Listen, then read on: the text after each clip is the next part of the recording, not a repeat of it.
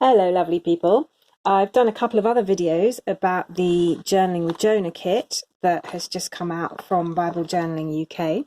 But this video is in case you are lacking inspiration of what to do with your little gift in the kit, which is a wee crafty kit that you can use in lots of different ways. So here's a little spoiler. This is how I used mine, but there are lots of ways of doing this.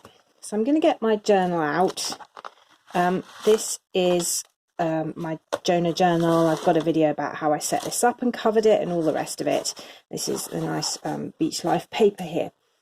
So I'm just going to show you a few different things to do with the bits and pieces in your kit.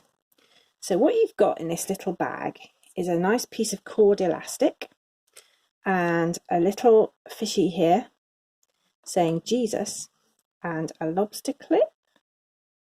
Can you see that okay? One of those nice lobster clips that very easy to hook on and off things.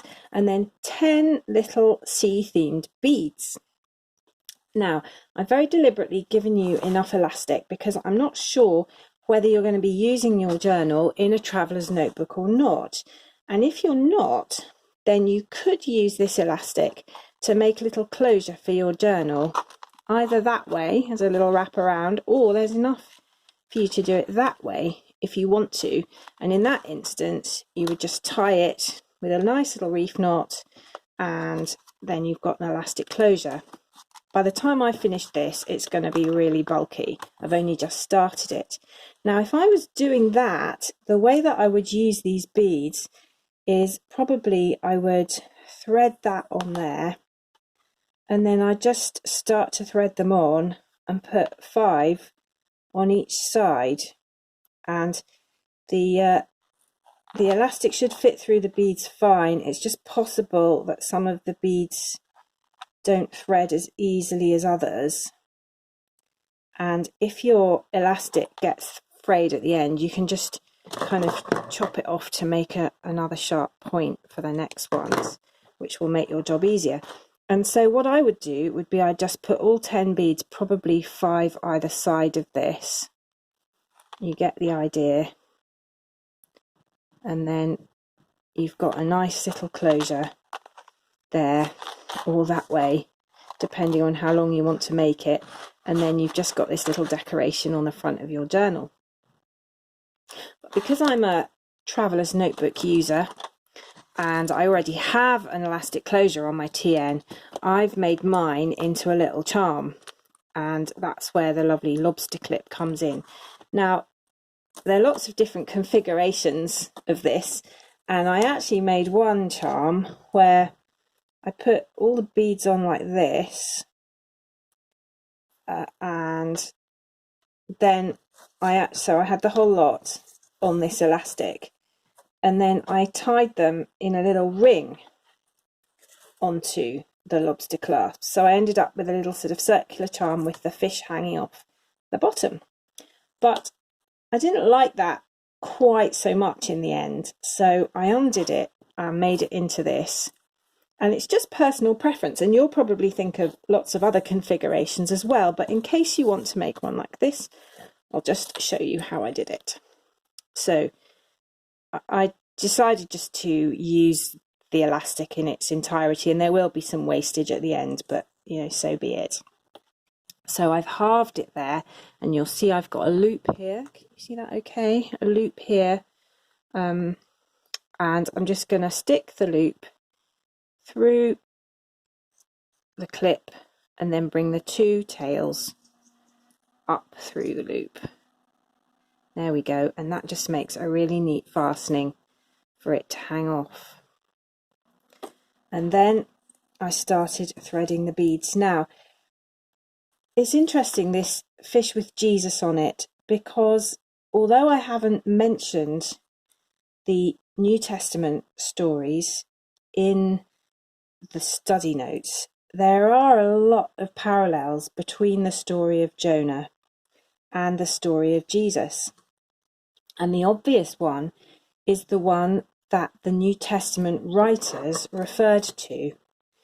And of course, Jonah was very different from Jesus, God himself. So obedient and willing to carry out the plan of the Father, unlike Jonah, who really was not obedient or willing at the beginning of the story.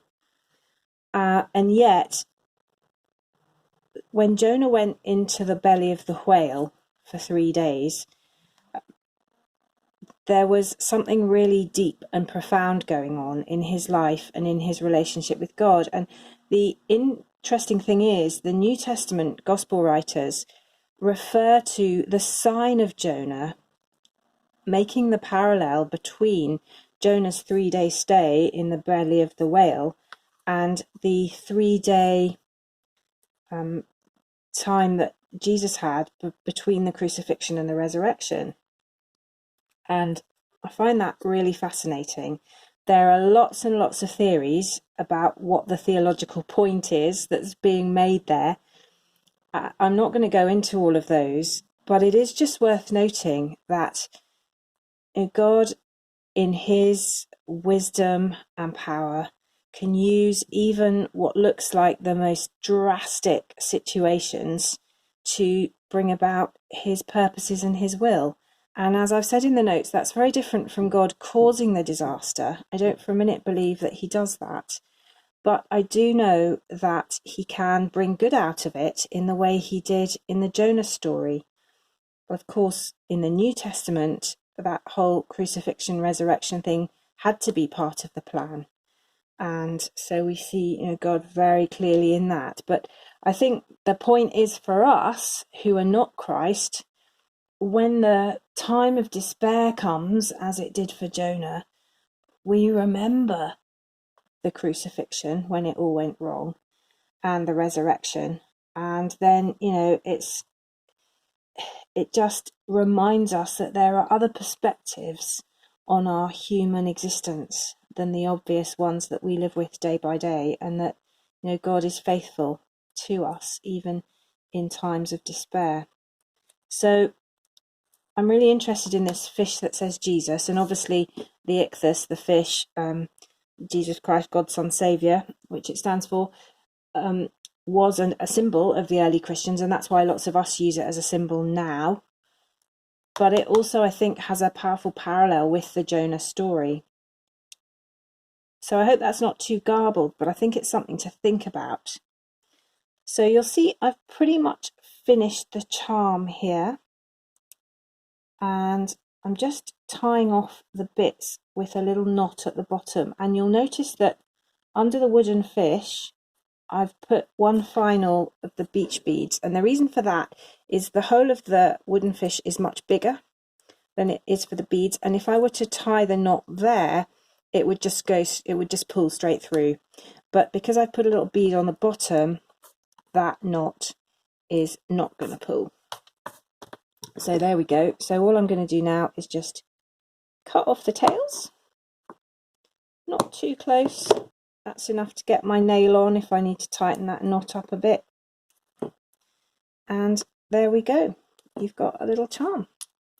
And you can put that on your key ring or your traveler's notebook or your mobile phone if you've got a tag on that, or anywhere really. And of course the point of this is not just it looks cute, but when we have these symbols sprinkled throughout our everyday lives, then it just reminds us of what God's saying to us through the different journaling and studying that we're doing. So, when I see this, I'll think, gosh, yeah, Jesus' love for everybody. Jonah had to learn that lesson the hard way, that God accepted even the Ninevites. What does that mean for me today? I don't find everybody easy.